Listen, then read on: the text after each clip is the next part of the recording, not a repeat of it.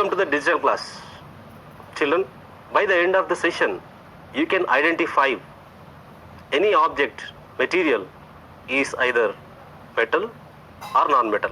The second objective of this session is you can describe the nature of a metal and non-metal. The third objective is you can explain how acids and bases are formed through the metals and non-metals. You can learn physical and chemical properties of acids and bases and metals and non-metals. You can differentiate between acids and bases and metals and non-metals. Children, without any delay, we can go to the content. Are you ready for that? Here is the mind map. Children, now let us learn the concept of metal and non-metal. Children, now let us observe these objects carefully. What metals are looking like? Here are some objects and materials which are shown in images. Can you observe all these objects carefully? All the objects we see so far made of the same material or made with the different types of materials. What material are these objects made of? Did you know that? Children, think about it. The objects we have seen so far are not made of the same material. Some of the metals in it are made with some metals or made with some non-metals. Now let us about the physical properties of metals and non-metals. So here is the physical properties of metals and non-metals. The first physical property which is we learned by appearance. Children, now let us observe this video. Here is some copper file we are taken here. Transmit light over the copper file and then observe the screen whatever is shown in video. And here is the zinc file and transmit a light over the aluminum file and then observe the screen, either it is reflect the light or not. And here is the sulfur powder. Observe the screen and here is the carbon powder and observe the screen, either reflect the light or not. Now take the iodine and observe the screen, transmit over the light here. What materials are not reflected light and what materials are reflected? What are the materials that reflect light? Children, think about it. The materials which have a bright surface and reflect light are called lustrous material, and materials that do not shine are non-lustrous. Among these materials we have seen so far, materials such as a copper, zinc, aluminum, silver and gold have a bright surface and are reflective. So they are called as lustrous materials. Now let us go for the second property is sonority. Children, here is some objects. Drop the copper object over the hard surface and here is the iron object on the hard surface. Then observe the sounds. Then you will get the different sounds. Either you got the sound or not. Here is the brass object and here is sulfur powder. And then next, drop the carbon on the hard surface. Then next, drop the iodine also. What objects are produced the sound? Children, think about it. And what objects are not produced the sound? Why is the bell made of brass object used in the temple? Think about it. Why iron bell is used in schools? What happens if you use a bell made of wood? Bells made of metals such as a copper, iron, aluminum, gold and silver produce more noise. Bells made of non-metals like carbon and sulfur will not make a sound and will explode. The wooden bell does not make a sound like metals. Metals have high sonority properties.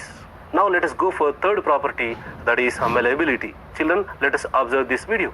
So what are they doing to turn the iron object into a flat surface? Children, watch carefully this video. And what is the person doing to turn gold into foil? What is this person doing to turn silver into foil? Can all materials be stretched into sheets? Let us check. These all metals are converted into sheets. Here is the gold, and this sheet is iron, and it is magnesium plate, and this is silver plate, and here is a zinc plate. These materials, which can be flattened into thin sheets, are called malleable materials. So now let us go for the fourth property, is ductility.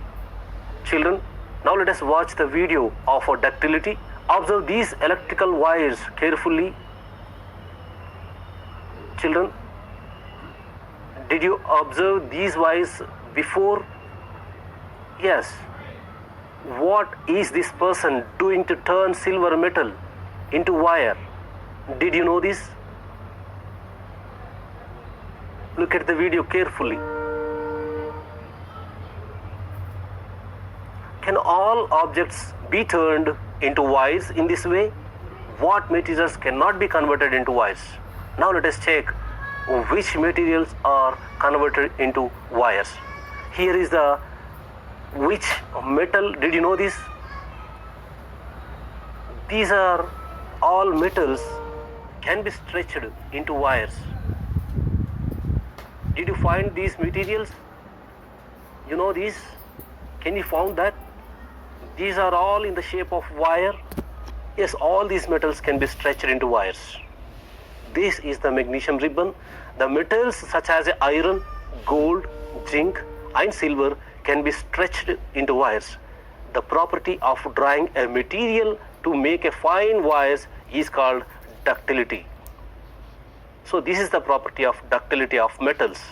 Now let us go the fifth property of electric conductivity of metals and non-metals. Children, observe this video carefully. Already you did this experiment. Here is the required material: bulb, clips, battery, connecting wires, which are shown in the video. So close the circuit using different plates and powders. Observe whether the bulb glow or not. Here is the in between the circuit, in between the clips, we are added different types of plates of metals. Here is the iron and zinc, copper. So either bulb glow or not. Here is the plate of zinc plate. We are inserted in between the two clips. The bulb glows. Now let us insert a plate which is a magnesium plate. So here also bulb glows and passes through the electricity of this sheet. Now let us insert different plates. Now here is the close the circuit with the copper plate. Observe whether the bulb glows. Yes, it is a bulb glow here. Children, observe this video and plates in between inserted in two clips. Yes, here is the iron rod, iron wire between these two clips. This wire allows the electricity, and here is the wooden, but this wood is not allows the electricity. That's why the bulb is not glown. So can you note this, all these materials which are glowing electricity, which are passes through the electricity, and some material which are not passes through the electricity. Now add a plastic in between two clips. Here also not accepting the electricity. Children, observe carefully. Now let us close the circuit using rubber. Children, is it accepting the electricity to pass through the electricity? No. Observe this video carefully. Why can't passes through the electricity some of the materials? here is the different materials we are using inserted between the two clips. This is the carbon plate. Children, think about it. Why these materials are not passes electricity through them? Now close the circuit using different powders. Here is the carbon powder we are using here. Children, observe carefully. So here is the carbon. The carbon is non-metal. You know that why? Because the first property lustrous, and the second property is ductility, and the third property is malleability, and the fourth property is sonority. These four properties are not accepting carbon. So the first property which is accepting carbon is that is conducting through the wire. If it is a non-metal, then only every metal which is passed through the current. But here is the carbon, but it is a non-metal, still it is passes through the electricity through them. Can you think why it is accepting the electricity? Because carbon has a different nature of atom. Children, observe carefully. And here is the iodine granules kept in the box, and close the circuit. Then did you find the glowing bulb? No. So iodine does not accepting the electricity pass through them. Now let us take the sulfur powder in a box and close the circuit. Did you pass the current through the sulfur? No. In which material that allow electricity to pass through them? In which materials that does not allow electricity to pass through them? Here, when the materials like zinc, aluminium, magnesium, iron, copper and carbon that are allow electricity to pass through them and make the bulb to glow, these materials are called conductors. And here is the when the materials like wood, rubber, paper, plastic, iodine and sulfur that are not allow electricity to pass through them and does not make the bulb to glow, these materials are called as insulators. Children, you know the difference between these two? Now let us learn the sixth property of heat conduction, conductivity of heat. Now let us observe this video carefully. Here is the take an iron rod and stick pins on it with the help of wax. Now fix the rod to a stand like whatever you shown in video, and heat one end of the rod with the spirit lamp and see how pins fall off. So why are the attached metal rods clips falling down? You know that, yes, this activity clearly shows that heat moves from one end of the iron rod to the other. This property of material is known as conductivity of heat. Children, till now we learned so far physical properties of metals and non-metals. So you know that 6 properties are we learned. The first property is lustrous property, and the second one is sonority, which is makes a sound, and the first property is lustrous, which is makes and reflection of light, and the third property is malleability, which is makes the plates of material, and the fourth property is ductility, which makes the iron wires. Any material which makes the material can convert it into the wires. And the fifth property is electric conductivity, which allows the electricity pass through them, and the last property and conduction of heat. Fourth physical property of metals and non-metals are ductility, so which is nothing but any material which converted into the wires. And the fifth property, which is electricity, that is nothing but this any material is accepting the electricity and pass through them. The last property is conduction of heat, which we can heat one end of the metal and it is converted and it is passes through the heat one end to other. So you know this, these all properties, how the way you can easily identify is MS held. MS held, M-S-H-E-L-D. M means malleability, S for sonority, held. Held is nothing but H-E-L-D. H for heat of the conduction, E for electricity, L for lustrous, D for ductility. Easily you can identify these 6 physical properties of metals. Okay children, all these 6 properties till now we learned so far is very easily way you can identify all these things.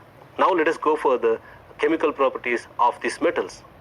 Children, now let us go for the chemical properties of metals. Here is the chemical properties. The first property is a reaction with oxygen.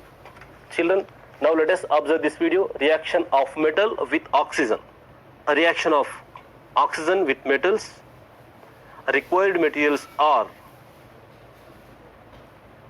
here is magnesium, red litmus, spirit lamp and blue litmus. And some more materials, water dropper, glass rod. And here is the process. Take a small strip of magnesium and note its appearance and lit the spirit lamp like this and burn it. Note the appearance of after burning. Here is the magnesium ribbon. Collect the ashes of magnesium in a watch glass. Children, this is called magnesium oxide which forms. So now this is the way of the spirit lamp. Here is the magnesium oxide. Now let us, this magnesium oxide is a reaction with the water.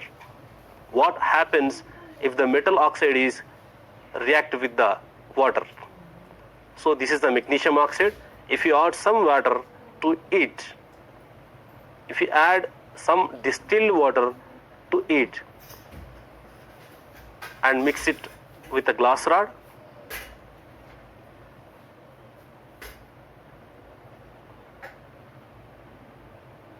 children, observe this video and then test with the red litmus. Test the solution with the help of red litmus. Children, think about it. Either this red litmus is converted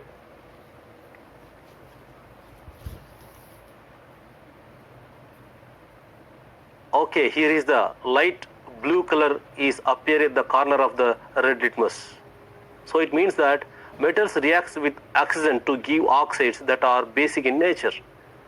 So basics are always turned to red litmus to blue litmus. Reaction of a non-metal with oxygen. Now let us, the process of experiment is take the sulfur, small quantity in deflagrating spoon. This is the deflagrating spoon,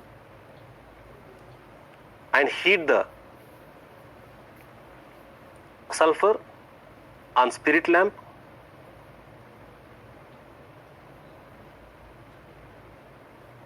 Children, be cautious, do not inhale furnace, they are harmful. The fumes here are harmful to you. And then as soon as sulfur starts burning, introduce the spoon into the glass jar or tumbler, cover the tumbler with the lid of ensure that the gas produced does not escape, and remove the spoon. Then now let us add this is the reaction of non-metal oxide. If you add some water to it, then what happens?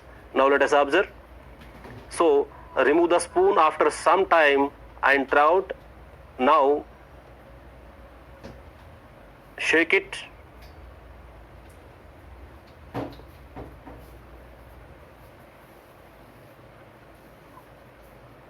Then shake the tumbler well. Check the solution with red litmus and blue litmus papers and record the changes.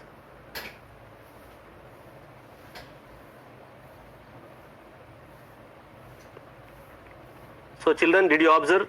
Red litmus is not converted, and here is the blue litmus is converted into red. These two reactions which are did just now, one is red converted into blue and other is blue converted into red. So if you add different litmus papers, they are not changing their colors. So in that we can learn that acids are convert blue litmus paper into red litmus and bases are converted red litmus paper into blue litmus. Now non-metals reacts with oxygen to give oxides which are acidic in nature. So now let us go for reaction with water. Acids react with water. Here is the reaction of metal with water. What happens if reaction of water with metal? Children, here is the Petri dish and this is the phenolphthalein indicator. Add some phenolphthalein indicator to the Petri dish which contains the water and add zinc metals with the help of a spatula. It is stored in kerosene. Why? Because it is so reactive. Add it. Children, observe carefully why it is reactive so fast with water and how the way the water can convert it into the turn to the red color. Why? Because with the help of a phenolphthalein is the way of the water can convert it into the pink color. So now non-metals do not react with water. Here is the metal zinc, that's why it is acted, and non-metals do not act. Now reaction with acids. Observe this video carefully, children. Process of the experiment is, here is the test tube. Add some zinc granules to the test tube and take hydrochloric acid and drop the small quantity of hydrochloric acid to it.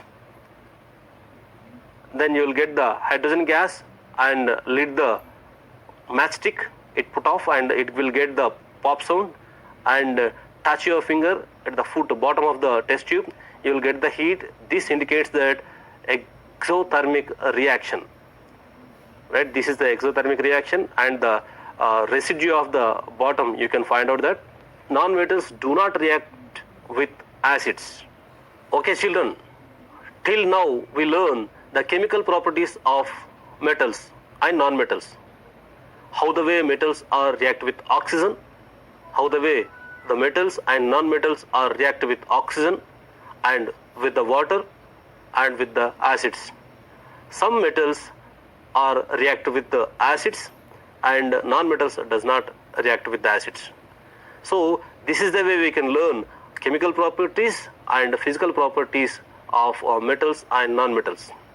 Till now we learn, so far we learn physical and chemical properties of metals and non-metals. Children, with the help of this knowledge we can evaluate some questions. Did you ready? Okay, here is the evaluation. Whatever we learn, based on which properties can we determine an object or material as a metal or non-metal? Explain how salts form when metals react. State the relationship between acid bases and metals non-metals. Project work. Identify the metals, non-metals and acids bases in your home and make a report and show it to your teacher. Okay children, did you learn very well? Whatever you learn just now, the physical and chemical properties of metals and non-metals are very well understood. I hope all the concepts we learned just now is very good. Okay, you will meet a new topic with a lots of enthusiasm of a new lesson. Until then, bye bye. Happy learning.